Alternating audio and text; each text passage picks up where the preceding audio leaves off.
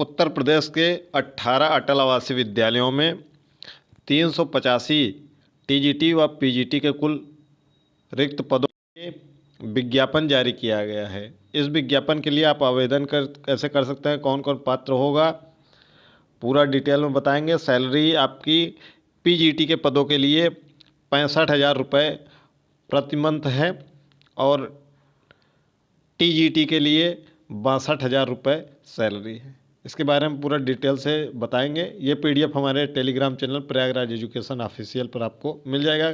कुल कितने पद हैं, किन विषयों के, कैसे आप आवेदन कर सकते हैं, इनके बारे में जानेंगे।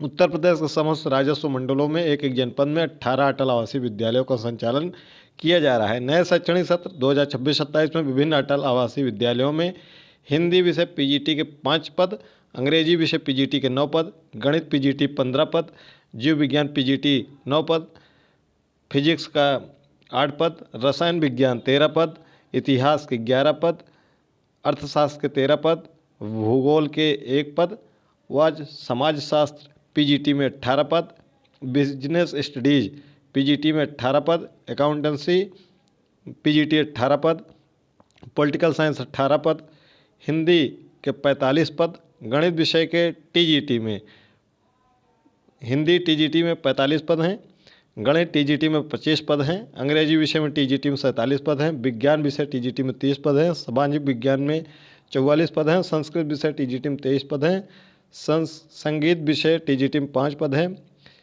फिजिकल एजुकेशन टीचर महिला में 2 पद है, फिजिकल एजुकेशन टीचर पुरुष में 5 पद हैं, कला में 3 पद हैं, यानी कि कुल 385 टीजीटी पीजीटी के पदों के लिए विज्ञापन निकाला गया है, जिसका यह चयन अनुबंध के आधार पर होगा, यानी कंट्रेक्चुअल होगा और एक शैक्षिक वर्ष के लिए होगा, यानी कि 2026-27 के लिए होगा। 1 अप्रैल से लेकर 31 मार्च 2027 तक यह अनुबंध रहेगा।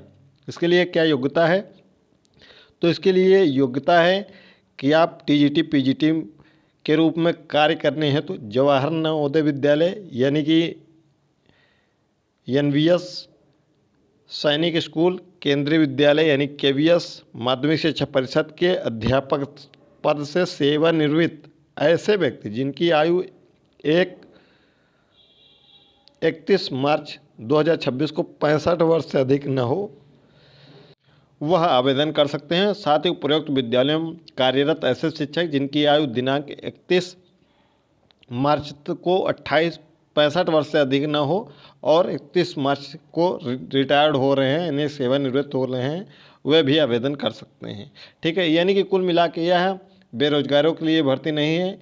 ये भर्ती है जो वर्तमान समय में कार्यरत अध्यापक हैं और रिटायर होने वाले हैं 31 मार्च को, या फिर रिटायर हो चुके हैं और उनकी आयु 65 वर्ष से अधिक नहीं है 31 मार्च 2026 को, यानी कि 31 मार्च 2026 को वह अगर 65 वर्ष से थोड़ा सा कम है तो यह आवेदन कर सकते हैं। वैसे भी इसमें रिटायर अध्यापक लगभग 62 वर्ष में होते हैं, तो यानी कि लगभग यह सभी जो अध्यापक रिटायर होंगे उनके लिए है, जबकि यह वैकेंसी बेरोजगारों के लिए निकालनी चाहिए थी। इसके लिए आवेदन कैसे कर सकते हैं? इसके लिए आवेदन पंजीकृत डाक अथवा अटल आवासीय विद्यालय समिति के मेल पर आप मेल कर सकते हैं अपने पूरे डॉक्यूमेंट्स को।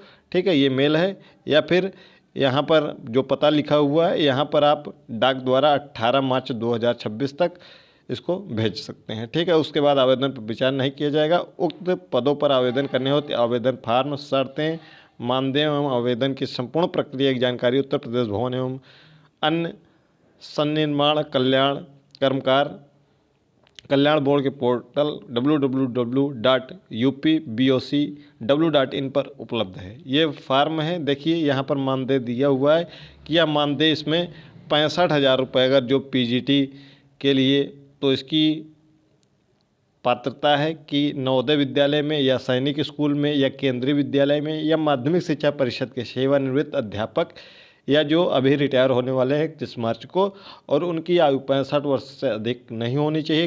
कम आयु वाले आवेदकों को वरीयता दी जाएगी। स्वास्थ्य अच्छा होना चाहिए।